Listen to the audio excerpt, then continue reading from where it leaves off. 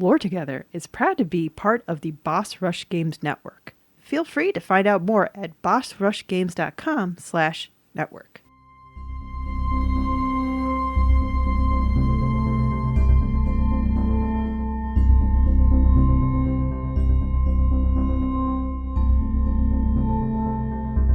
Hi, I'm Safi. And I'm Mystic. And this is Lore Together.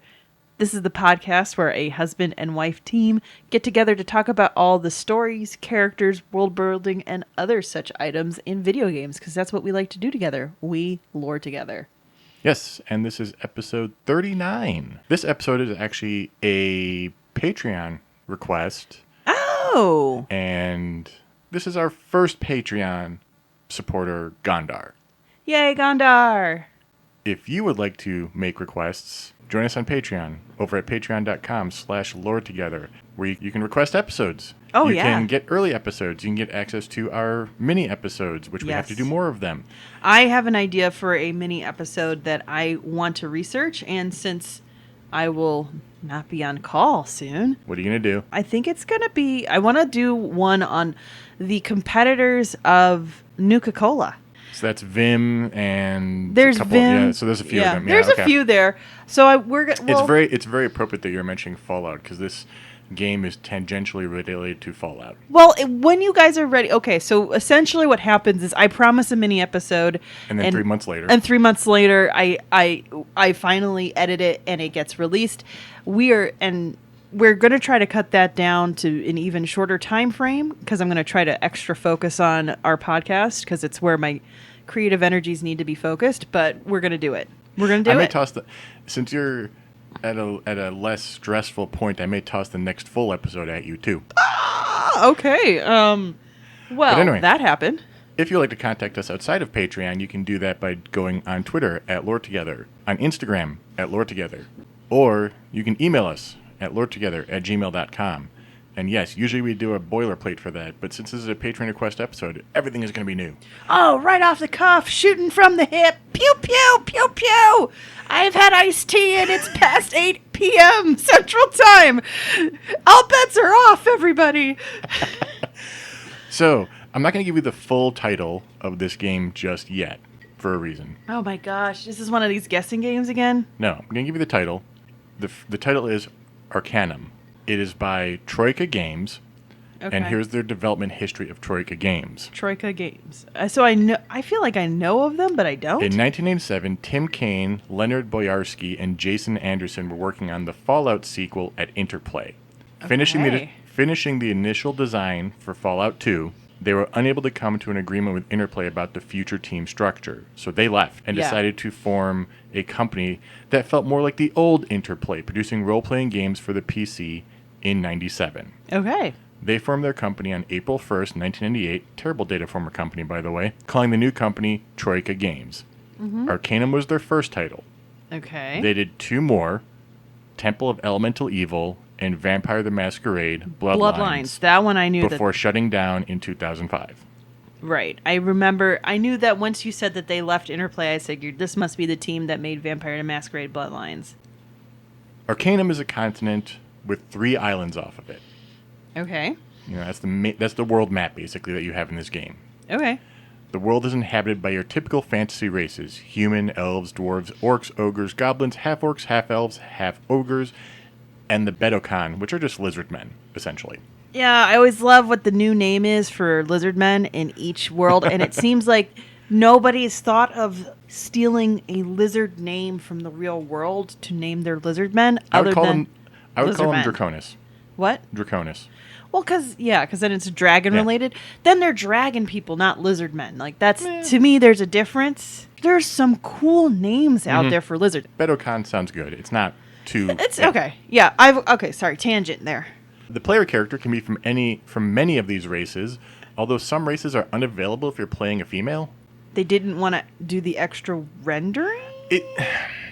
It's either development time or space on the disc. I mean, this is 97. So, that's fair, yeah. Space was a real issue. So you couldn't release a DLC that was the same size as the game the day after the game released, like some other games now, we will not mention. All of those races, I think you cannot play at all as an ogre, Okay. or the Betocon. I think everything else has a playable at least male or female. Are those some more antagonistic-ish races? No, I just don't think they wanted. I think they didn't want to make an ogre. Like, I don't think they made ogre or orcs as playable characters because like they just don't look as good. You know, they tend to be very brutish and everything. Yeah, and there would be, then you'd have to edit in the prejudices that would come with that. There's plenty of that in this game.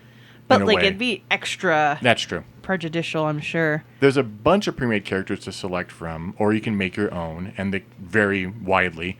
Cool. And there's also a ton of companions in this game. There's a full 25 that the wiki calls permanent.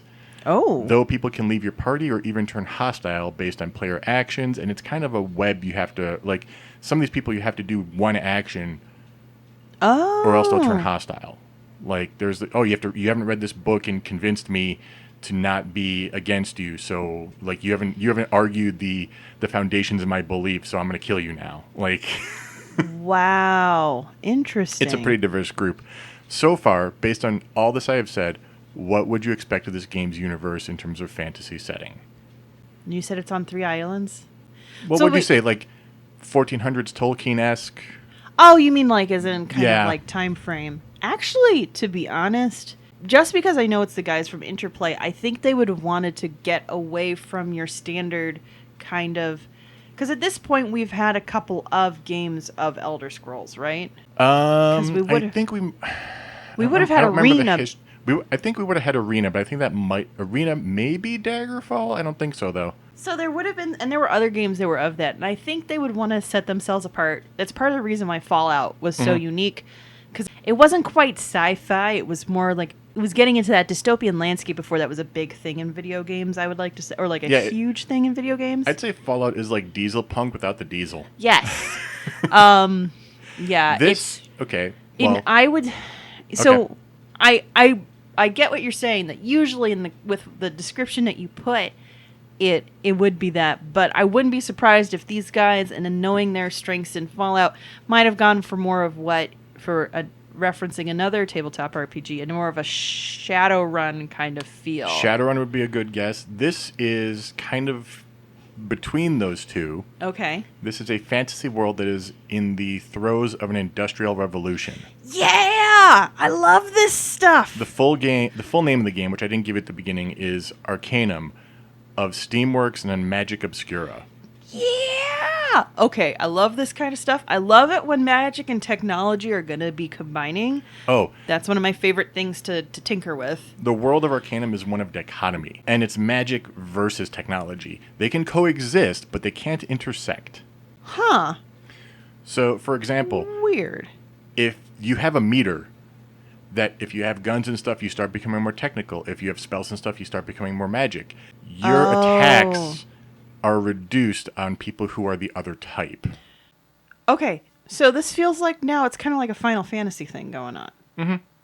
But it plays into the actual setting, too. Well, I should say Final Fantasy X specifically, but yes. But it plays into the setting, too, because like people with a high magical aptitude might cause technology to malfunction. Oh, wow. So, like, mages have a special car at the end of the train so they're as far away from the engine as possible. Wow, that's interesting. That's interesting when it actually has... And if you're a powerful mage, you just may not be allowed on at all. Yeah. Like... Your juice is too good. You need to... How about you take that broomstick and fly out of here? Like... Now, from what I haven't played this game yet. That's fair. I do own it. I bought it about a week ago. Of course you did. Of course you did. I don't know if I would actually like this game if I had to play it myself, though. Oh, and why would you say that? For me, I've never liked, and someone's going to hate me for this, I've never liked the isometric computer RPG. So kind of like the original Fallout 1 and 2. I never liked Fallout. I never liked Baldur's Gate. I never got into those. So, and it's funny you say that because I thought I would feel the same way, but I'm still slowly getting through Disco Elysium, and that's how the gameplay is. I think you have to be into the rest of the aesthetic of the game to able to get into the isometric layout. I think my problem with them is my first RPGs were either full 3D, Scars of Arcadia, stuff like that, or first person, Fallout 3, Skyrim, Oblivion, stuff like that. Right. So, and I've played 2D ones since then. Okay. Golden Sun is one that comes to mind. A more recent one that comes to mind is Octopath Traveler. Yes. And I had Chrono Trigger I've played. Right. Yeah. But for some reason, the isometric ones have never clicked for me. And I don't know what it is about it. Partly it could be just that due to their age, they don't look great. You are definitely an aesthetics, look snob. But you definitely are. I found reviews for this one that said that even back then, it is an unremarkable looking game. But you in particular. So one of the reasons I mentioned this is because you like sci-fi, but you have a hard time going back to older sci-fi, Yeah, especially I do. shows that were really good because they were well written and well performed, but because of how old they were or that they were say on the BBC, you just couldn't get into the way the set is made and things like that. Like original Doctor Who. In my defense, when it comes to these games, Yeah. I'm not saying anything about the gameplay beyond Right. the isometric angle. I'm not saying anything about the writing, because I know the writing in some of these is amazing. Yeah. But you're a man about looks when it comes to your games. Well, the thing is also, I played these mostly back before I was a writer. Okay. So maybe now if I try them again, it'll be a different thing. I have not tried to play these in well over a decade now. Oh, okay. So I'm looking forward to actually trying this. I just haven't had the chance to yet. Okay.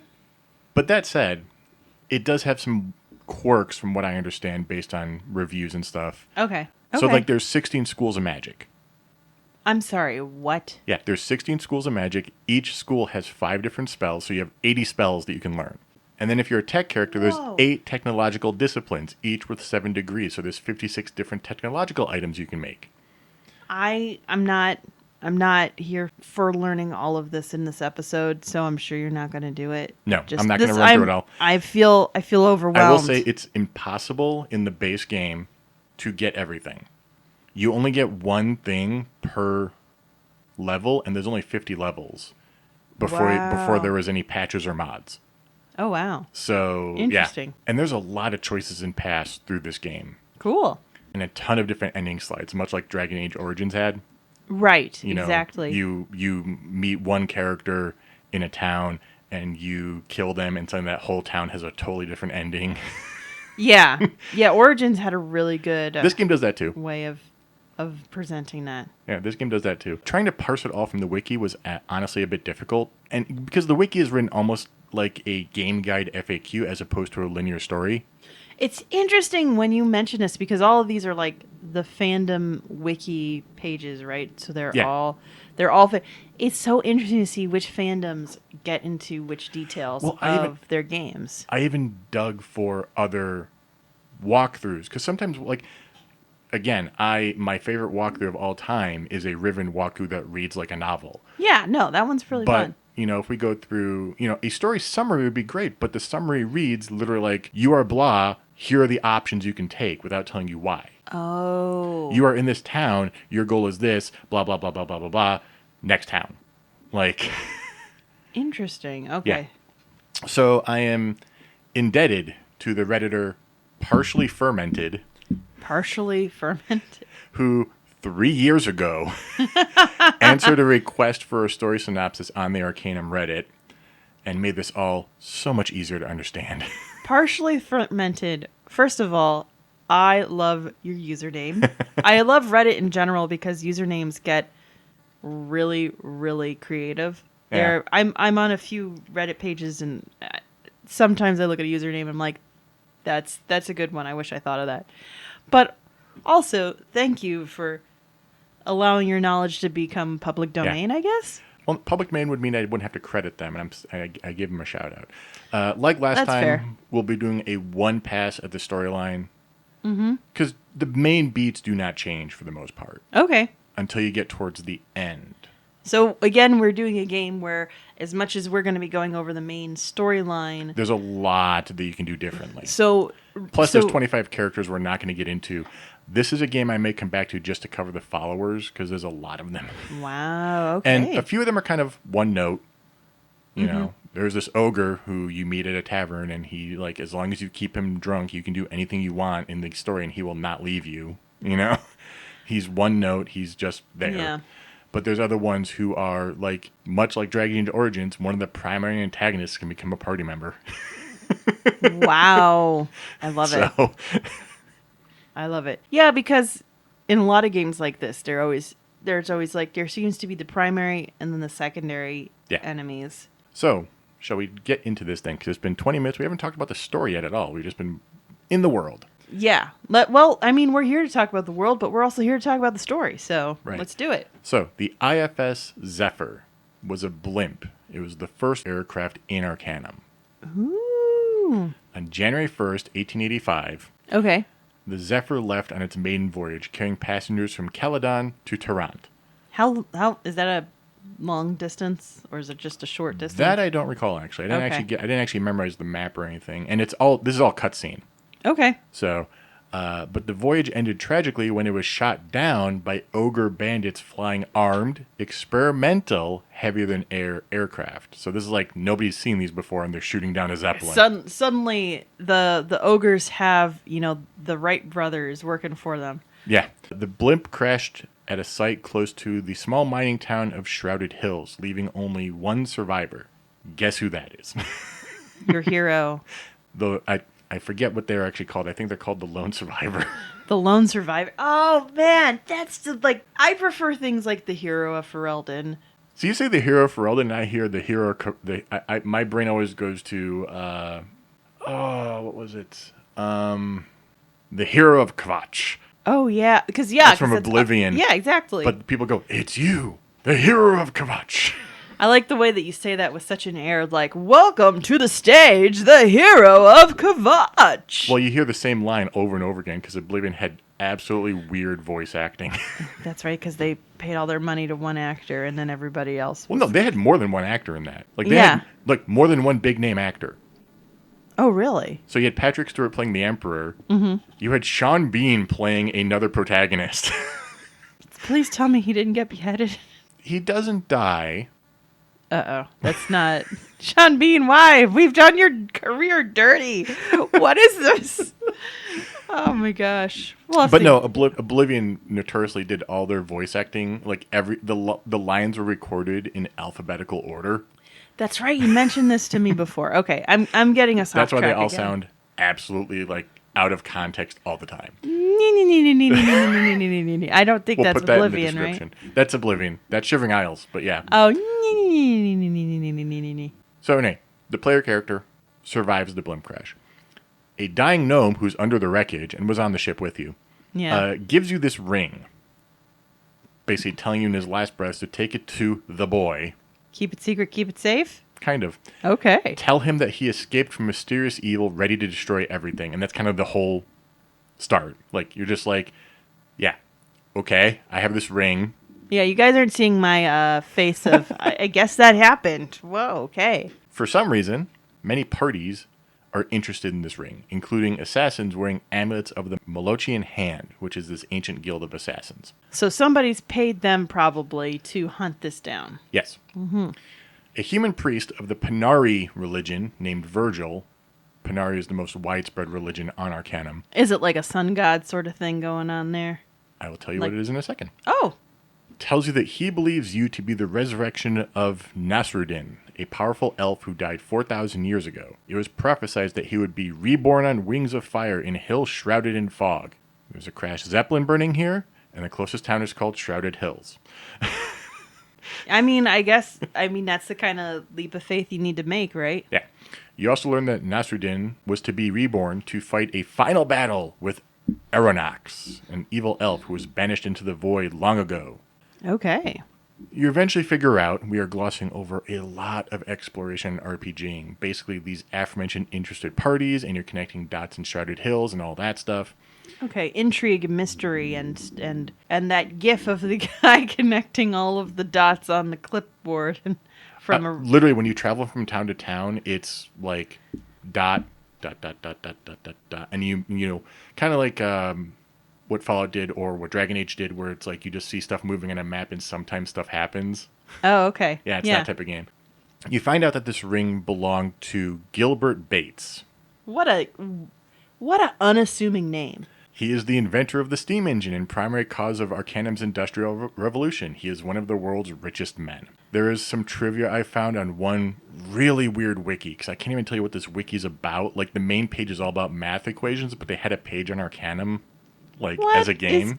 It was... where have you been digging into on the internet Arcanum's today? kind of an obscure game. Yeah. All things considered these days. Gilbert Bates is apparently Bill Gates. That's exactly where Yeah. my brain went to. Yeah. So, unknown to the general public, Bates's engine is based on dwarven technology. Oh, did he steal that? We'll get there. Ooh. You find him in Toronto, which is the largest and most technologically advanced city on Arcanum. For a moment, because of the way it's pronounced, I thought you were about to say Toronto. It could be. So I listened to a lot. I may get my pronunciations wrong. That's my normal disclaimer. But I did listen to, there's like 43 different ending slides, and I listened to a bunch of them to try to get some pronunciations down. And it's like this really old man who's reading. It's like the old voice man sound, like voice sound. Oh, okay. Like the end of Mass Effect 3? That was Buzz Aldrin. You show respect. I love the man, but he was old at that time. So, to give you an example of how many choices and branches this game actually has, to get into the Bates estate, these are your options. This is according to the wiki. You can fight your way in. You can convince the captain of Bates's guard that you're an old friend. Sure. Okay, that's one way I would think of it. You can do some prowling and lockpicking and get your way into the front entrance that way. That makes sense, yeah. You can protect Bates's factory for the night. Okay, cool. You can talk to Cedric Appleby, who's kind of like an armed competitor, but he basically asks you to blow up Bates's factory, and you can instead turn him in. Wait, his name is what? Cedric Appleby's? Cedric Appleby. Appleby? Appleby? Appleby. Apple? Appleby. And he's supposed and Gilbert Bates is based off of Bill Gates. Well, that's the name is at least. And his competitor is Apple. Okay. I just realized that too. I just want to make sure we didn't miss that one. So you can turn him into to Bates. Yeah. Or you can talk with him and then blow up the factory. He'll give you 300 gold, and then he will give you servant's clothing, and you can find incriminating evidence on Bates. And yeah, so there's all these different ways, but basically there's like 6 different ways you can go about getting into this guy's house to talk to him. At least. At least. So, and he tells you of his time with the dwarves of the Black Mountain clan, and that the gnome who gave you this ring was actually a disguised dwarf by the name of Stenar Rockcutter. Yeah, dwarves usually don't end up having the most unique of names. He tells you that he learned the technology of steam engines from the dwarves and how the dwarves suddenly disappeared without a trace. He sends you to the Black Mountain mines to look for clues. Basically, he's paying you. Oh, okay. So we're getting paid to do some research. Woo! Yeah, that's my impression of it anyway. In the mines, you find numerous dead assassins of the Molochian hand. Behind several traps, you find the only remaining member of the Black Mountain clan, Gudmund Orbender. Goodman Orbender. So he's a dwarf. He's a dwarf of the Black Mountain clan. Okay. Decades of isolation have driven him mad, but he carved the story of the clan's demise on this pillar, and you can kind of read it and understand that the clan was banished to the Isle of Despair by decree of the Wheel clan, because dwarven clans are annoying. Mm-hmm. And that the banishment was carried out by the elves, because of course elves hate dwarves. In this case, elves hate dwarves because elves are very magic-based and dwarves or technology very based. technology based. Which considering if you're going into Western mythology of those, fantastic races, that makes sense. Yeah. It would make perfect sense because it's always interesting to see how universes manifest it in different ways. That makes sense. But it's such a cliche. I wish that there wasn't this whole idea that there were like race-wide hatreds or alliances in fantasy stories. Well, it seems to happen Dragon Age does a lot. It well. Dragon Age does it very well because they make sure there's different distinctions within those races and also shows you exceptions to those. Like, for example, I think Varric is one of the best ones because he is the one dwarf you meet who very much is... He's a rogue. He's a bard. Not a rogue. He's a bard, essentially. He's a rogue. Well, he's a rogue because as a class, but when you think about him in the sense of he's a storyteller. He's good with making deals and profit, but he really is somebody who loves telling a story, spinning a yarn, spending time with people, getting to know them, and he hates the beard. Like there's not only are there differences within the general ideas of what those races are, but there are going to be outliers when it comes to personality and goals and life experience within those. So the BioWare team for Dragon Age has done that really well. I think I go on this tangent to say it's really frustrating how one-sided sometimes the development of a Western fantasy gets because of stuff like that. And, I'm really glad we're in an era where we're looking past the traditional Western Europe fantasy ideas. I haven't had a chance to really explore a lot of that, but it's becoming more relevant, and I hope then thinking about those things in different ways where we can start incorporating the idea of intersectionality in our storytelling a lot better. Okay, tangent over. Did I tell you I had iced tea before we recorded today and my brain's going a million miles a minute? Returning to Bates, he sends you to Ashbury, where there's a ship that will take you to the Isle. By the way, the captain of the ship is Edward Teach, which is technically Blackbeard. So there's just a lot of funny name things going on. Interesting. The Isle turns out to be a prisoner colony. The only dwarf you find there is a member of the Wheel Clan, and he swears that no Black Mountain dwarf ever came there. You obtain the Wheel Clan crystal glass from him, which allow you to see the clan's secret entrance. Ooh. So finally you go through this whole thing, and finally in the throne room of the Wheel Clan, you find the king in waiting, Randvar. In waiting? Interesting. Yeah. He tells you that the true king, his father, Loghaire Thunderstone, exiled himself into the mines after banishment of the Black Mountain dwarves, feeling that he let his people down. Interesting. Okay, I can understand why you would feel that way. Yeah. You eventually find him in the chamber below the throne room, where he divulges that the banishment was requested by a delegation of elves from Kintara.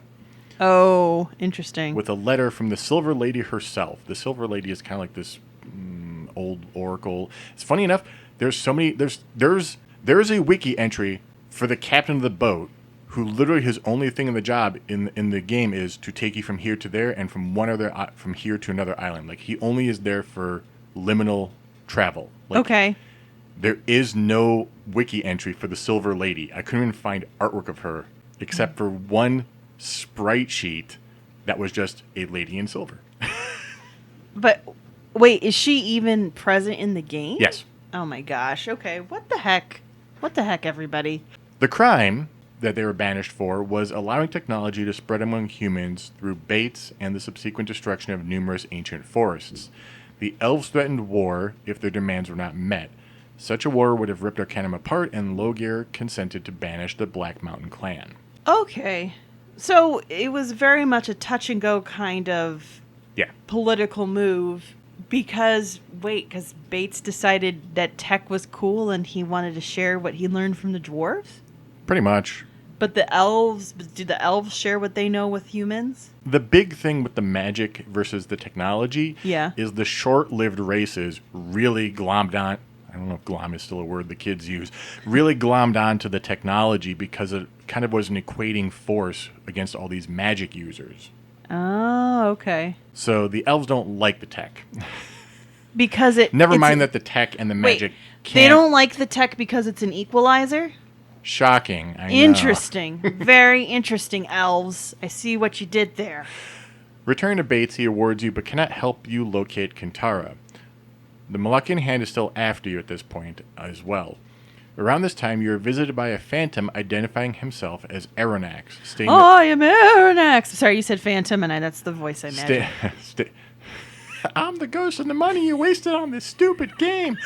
What channel is that? That's Re-Res. Re-Res. Oh, guys, it's funny, and that it's just... That's not a reference to Arcanum.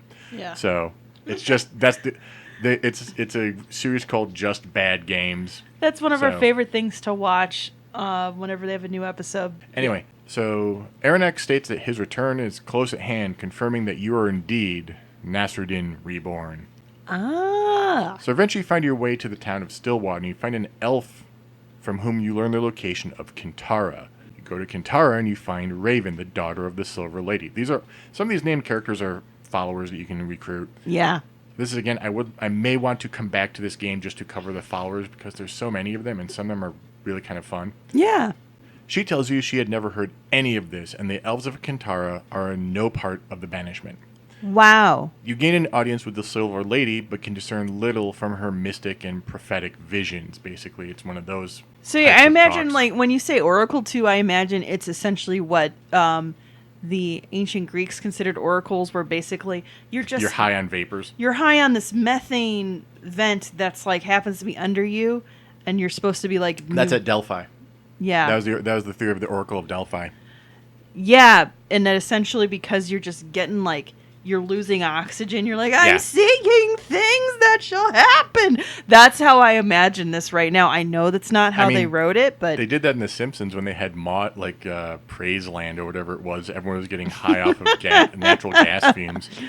Yeah, that would do it. Everybody, that would do it. So, with the help of Raven, you deduce that the Dark Elves were involved in all of this.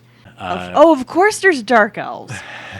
The only lead that she can give you on their hidden city, Sen Ang. That a few decades past, there had been this book written called Sang Ang, Horror Among the Dark Elves. Okay. Which kind of explains where it is. So in the Library of Toronto, you can only find The Curse of Sang Ang, which is not the book you want. But it's a book about the book you were looking for. Books about books. I feel like I'm in college all over again. Apparently, almost all copies of the book have been destroyed, their owners killed in mysterious circumstances, but it does identify the owner of the last known copy in Kaladin, Victor Minsk. Upon arriving in Kaladin, though, you find that Minsk is dead. Oh, as the prophecy foretold, essentially. In mysterious circumstances, the book is lost, but with a little detective work, you find that it is in the grave of his father. And on the first page is a map to where you have to go. Oh, lucky us. Donning amulets with a Molokian hand, you deceive the Dark Elf guards and gain entrance to the city. Masquerading as the assassin who killed yourself. Wait. Excuse me? Basically, it's a ploy. Well, yeah, and I guess since you're not a well-established person in this world just yet, you can get away with doing something like that. You're not established. I think at this point people do understand, because at this point you probably have a party. You're like, oh, who's the person with the entourage? Well, that's actually the lone survivor. Sorry. You are way too loopy. I'm at like a 12.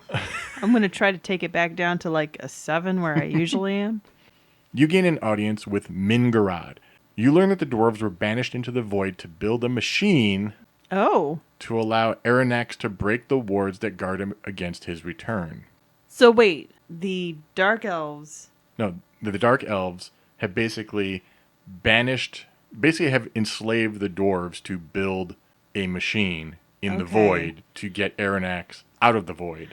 And so essentially were they lied to by the dwarves that they met on that isle that they were banished to? Do not believe so. Okay. So they're under I believe it's like, because he says no dwarf from that clan has been here and they weren't there. Like that was just a interesting. Story. So essentially, the dwarves believe that the regular elves, I should say, the not dark elves. Yeah. Banished them, but it was the dark elves or... The dark elves who were... Or, like, I don't know if the dark elves are the ones who are doing it. I know that the dark elves are involved, but it could have been the elves not from Kintara may have banished them. Or maybe they had... Yeah, okay. So essentially the dark elves are in on this, though. Yes. Okay. Yeah. So using the machine that the dwarves are building, Stenar, the guy who gave you the ring in the first place, managed to escape the void to warn the people of Arcanum, and thus the Dark Elves commissioned the Molokian Hand to deal with him and any who might have been in contact with him, hence why you've been attacked by these people since the ship crashed. Yeah, they were like, well, if we make this just look like a horrible raid and accident. Right. And then you became the lone survivor. Yeah. And essentially he caused his own destiny to happen. Okay. Returning to the Silver Lady, she only tells you that your answer lies with Nasrudin, and you set off to Kaladin to find his remains. Okay. In the Temple of Panari in Kaladin, you discover that the remains of Nasrudin in the mausoleum beneath the temple aren't even Elven. Wait, excuse me, what are they? And the church has been worshipping the remains of one of its long-dead acolytes for centuries. Oh, so they're not even... Yeah. So Wow. you reinterpret this ancient text, and you realize that the final resting place of Nasrudin was in fact an island called Thanatos. On the southernmost tip of Thanatos, you find a shack inhabited by an old elf, and gradually it dawns on you that he is indeed Nasrudin himself. So Also he's not... never dead. Yeah, so he's not dead. You're not his reincarnation. Oh, interesting. He informs you that Aranax was actually his son. Oh, well, that's awkward. And he also tells you Aranax single-handedly destroyed the people of Vendigroth 2,000 years ago. Basically this super technologically advanced city. Wow. And Nasrudin and his elven council were forced to banish Aranax into the void, but the spells needed were so powerful they permanently weakened the walls between the two realms. Oh, because, yeah, but then I don't even know if isn't there a better answer then than to, like, ruin the stability of the two worlds that are in question here? The funny thing is Nasrudin also is not a huge fan of, like, this religion. Well, around him, which is why he's living off on like this secluded island. I mean, I could see that being the responsible answer to, like, we think you're a god. Please, no. Yeah. I'm gonna go on vacation for about a few eons. Thank you. Bye. Nasrudin and the remaining council members erected the stone wards in Roseboro to deal with this weakening between the realms. Okay. And then Nasrudin then traveled far south and retreated into the state of hibernation. And upon return to the raking world, he visited the mainland, but realized that in the time had passed, there's this, religion now. Right. And he returns to Thanatos, and he's worried by your news that Aranax returning, and tells you of a device the Vendigroths had been working on, one that would help kill Aranax. However, he does not know where the ruins of their once great capital lie. He forgot where the capital was? So here's the thing that bugs me when I was reading this. Okay. Is let's get into it. the Vendigrothians are their ruins still exist. Yes. They were a little subterranean, Okay. but it's like somewhere, like it's only 4,000 years. There has to be something if they're that technologically advanced. No. South America. The Aztec ruins. Okay, fair. Yeah, those were pretty much hidden until people really just chopped through the forest. Yeah, and on top of that, who does the conquering as well? I mean, we can also, getting back to Dragon Age, because that's the fantasy game that's always in the back of our minds. Essentially, humans took over elven towns and cities and culture to a certain extent. Fair. Yeah, I can definitely see it happening.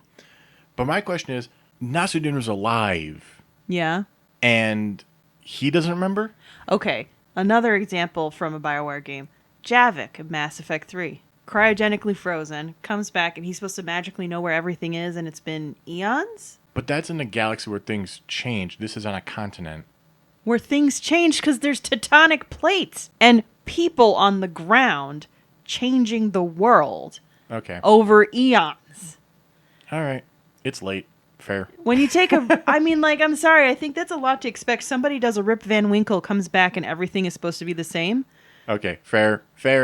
I sometimes have to be your devil's advocate on that stuff. So eventually you travel to the major city of Tula in the Vendigroth Wastes, hoping to find answers, and their leader tells you that you'll find those answers from Pelagian, a long-dead master of the Academy whose specter appears by a fountain in the courtyard every night but never speaks. Ooh, it's a specter, not a phantom now, but a specter. Sorry. After solving a puzzle, he finally acknowledges you and tells you where to find the device you seek. Oh, thanks. So you find this device, you travel to Roseboro where Nasrudin banishes you into the void to confront Aranax. You indeed do find Aranax, but not as you thought. He is imprisoned by the necromancer Kurgan. Oh, wait, excuse me, what? Who was a very powerful mage who was banished to the void for literally inventing the Black Necromantic College of Magic.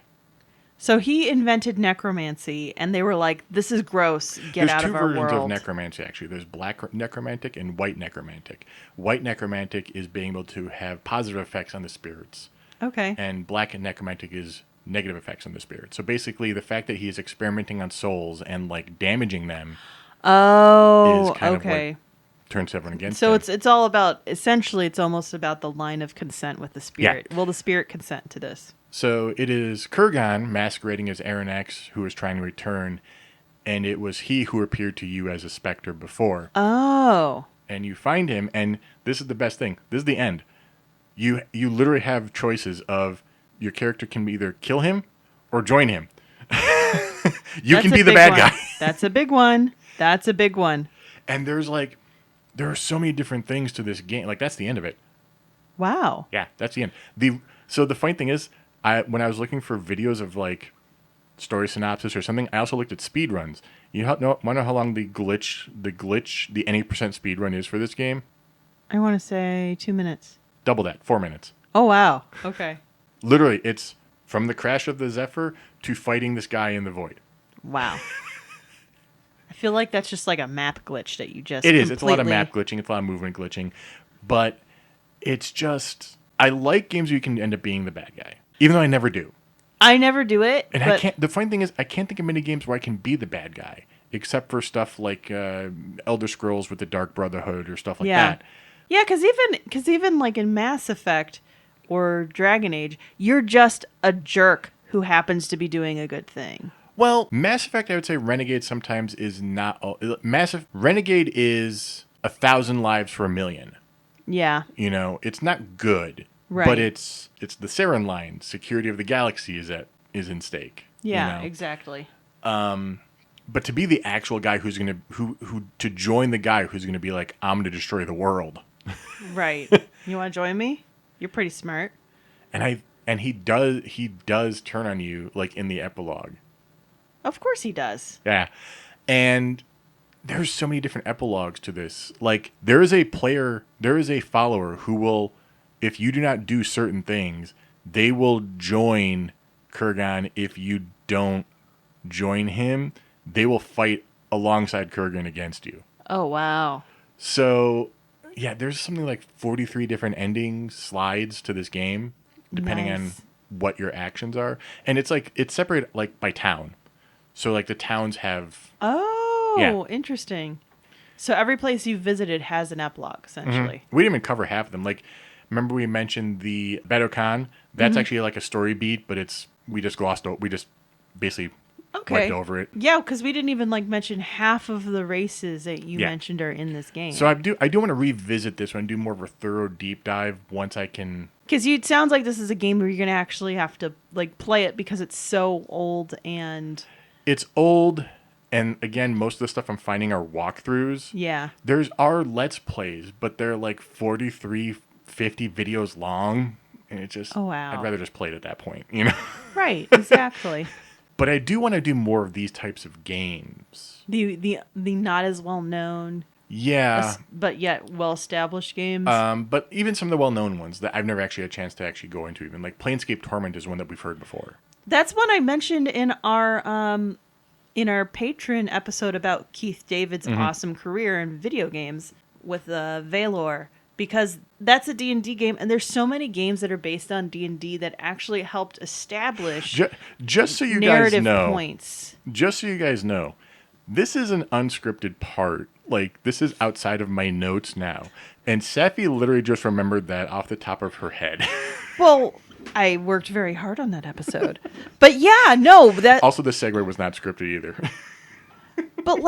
But I think I remember because when I was doing the research, and luckily, like, Valor appears later on in the game. So I didn't have a lot of that story spoiled, but I remember doing the research and being like, I'm not going to do a deep dive in this because I could tell Mystic's going to want to go into this more because there's a lot of these games that, the common knowledge gamer right now probably doesn't understand and appreciate, but I think historically helped build towards the art form one way or another. Yeah. And some of these things, like, this all got built in. So, like, Troika Games, before they closed, right, one of their last things they were working on was a post-apocalyptic game. Mm-hmm. And they were pitching Fallout 3, but Bethesda outbid them. But then Bethesda gave... But how did New Vegas happen between 2 and 3? Well, it happened after 3, right? Yeah. So Bethesda got Fallout 3. Bethesda bid for Fallout. They got Fallout. They made Fallout 3, and then soon after that, they they gave New Vegas to Obsidian, or like they Yeah. broke. Well, not gave, but I think you know what I'm trying to say. But and didn't then Obsidian at that point have not necessarily these writers, but other writers from the first believe two so, Fallout games? Yeah. So it's basically this fraternity of like people tied to Fallout and the old Interplay Yeah. days.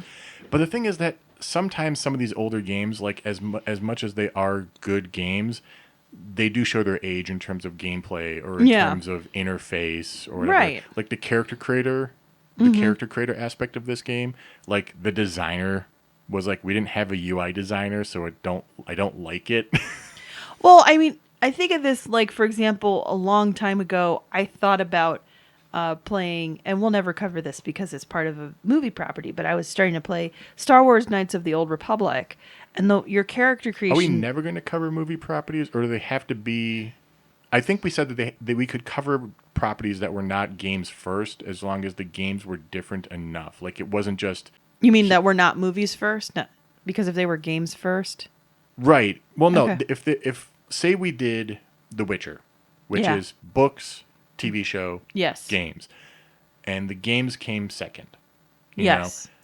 So there's a lot to talk about there, but the games are still different from the books, and they're still different from the show. Yeah. So we would not cover like GoldenEye on the 64 because there was a GoldenEye movie, and they're basically the same story. Yeah. But we would cover, even though I don't think we're going to, something like 007 Nightfire, which is not a movie. I see what you're saying. Yeah.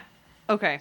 So, regardless, speaking about things that look crunchy from the past, even though they had a lot of relevance, Star Wars Knight is the Old Republic. Like, it's really, you don't have a lot of options to customize your character.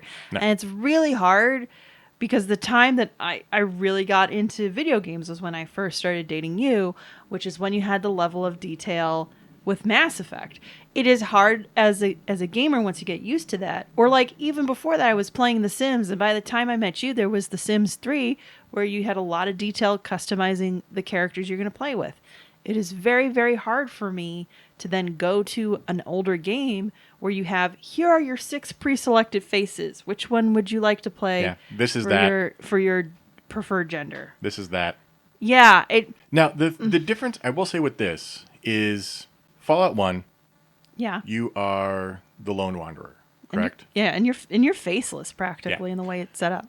This game feels a little bit more like what Dragon Age Origins was, in that there is backstory to your character. Okay. You select a backstory that changes based on your race, sometimes even your gender.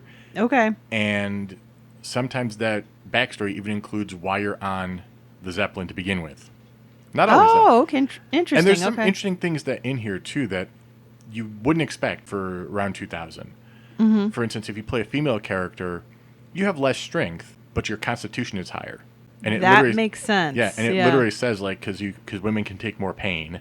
And I hate to say it, guys, but at least experience in this household is that has been true. Like, I didn't have to birth somebody. Like, I mean, I'll be honest, guys. I took that epidural, and if you think of I'm less of a woman for it, I don't care. The worst I get beforehand, the worst I get is joint problems from carrying Buddy, and he likes to kick me in the balls as well. But that's short-term pain versus like hours of agony that you were in. So that was pretty intense. That was pretty intense, guys. Anyway. Regardless, it's late at night. It's late at night. We should probably go. I do want to get back into Arcanum, or at least into this genre, because there's a lot of games we should cover, like Planescape Torment.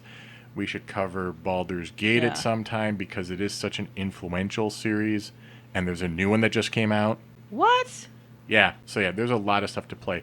So, we're going to end it there. Thank you for listening. Yeah, thanks so much, guys. Well, thank you for the suggestion. Thank you, patrons, for supporting us. Thank you, fans, for listening and for dealing with my my iced tea hype today. And the next week, you get to play this game, which I'm actually pretty excited. I have to. So, Gondar did warn me that this game might be a bit of a pain to stream. On the plus side, There's plenty of walkthroughs for us to work with on this one. Yeah, exactly. They're all the story synopses. But should we mention that we are going to start our live streams later? Yeah, we're going to start them around 9 o'clock at night. Yeah, because we've realized... Central time. Sorry, Central U.S. time. We appreciate you guys who are fans of Little Buddy, but Little Buddy is a fan of bedtime, and he does not like the interruption of a video game before the bedtime routine. Yeah. So we're going to start doing them a little later. Hopefully either that'll mean more of you can join us, but you can always catch the stream later on the YouTube as long as I have not revealed any CIA secrets in the middle of the stream. All right. Have a good one, everybody. We'll catch you next episode. All right. Bye. Thanks for listening. Bye.